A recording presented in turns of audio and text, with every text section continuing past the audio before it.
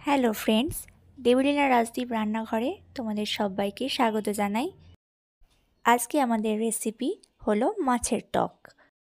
এই মাছের টক বানানোর জন্য আমি এখানে রুই মাছ ব্যবহার করেছি। তো আমি এখানে 7 পিস রুই মাছ নিয়েছি। এবারে আমি মাছগুলোর মধ্যে সুন্দর করে নুন ও হলুদ মাখিয়ে নেব।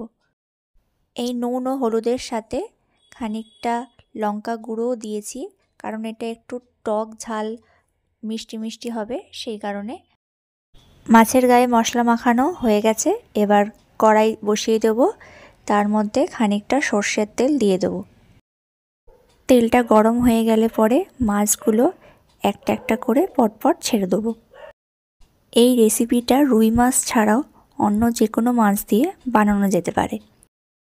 এই রেসিপিটি খুবই কম সময়ের মধ্যে বানিয়ে ফেলা যায় এবং এর মশলাপাতিও খুব কমই লাগে। তোমরা অনেকেই আছো একঘেয়ে ঝোল কালিয়া এসব খেয়ে বোর হয়ে গেছো, তো স্বাদ বদলাতে চাও তাহলে এটা অবশ্যই ট্রাই করো বাড়িতে।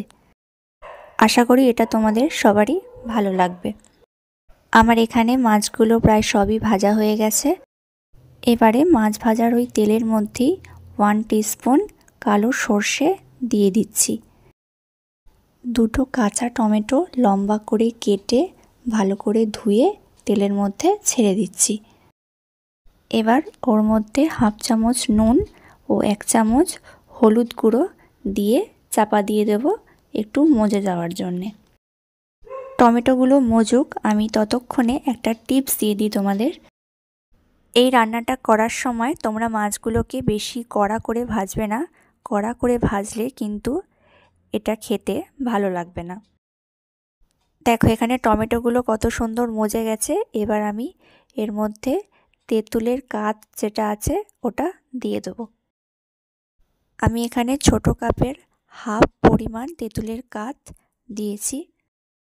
এবারে মিষ্টির জন্য একটা বাতাসা দিয়ে দেবো। তোমরা চিনি ইউজ করতে পারো বাতাসার বদলে। চিনি দেওয়ার পরে 1 মগ জল দিয়ে দেবো। 3টে কাঁচা লঙ্কা মাঝখান দিয়ে চিড়ে দিয়ে দিচ্ছি জলের মধ্যে। এবার 2 মিনিট অপেক্ষা করতে হবে জলটা ফোটার জন্যে। এই সময় তোমরা গ্যাসের ফ্লেমটা মিডিয়ামে রেখে দেবে।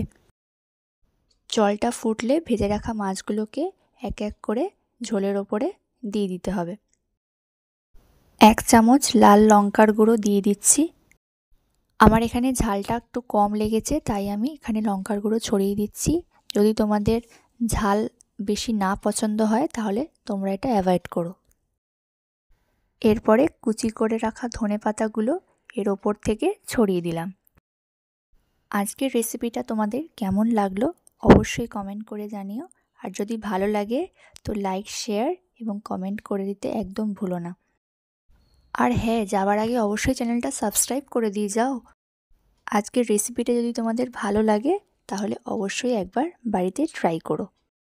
সবাই ভালো থেকো আর সুস্থ থেকো। তো পরের দিন দেখা হচ্ছে অন্য কোনো নতুন রেসিপি নিয়ে। আজকের মতো টাটা, বাই বাই।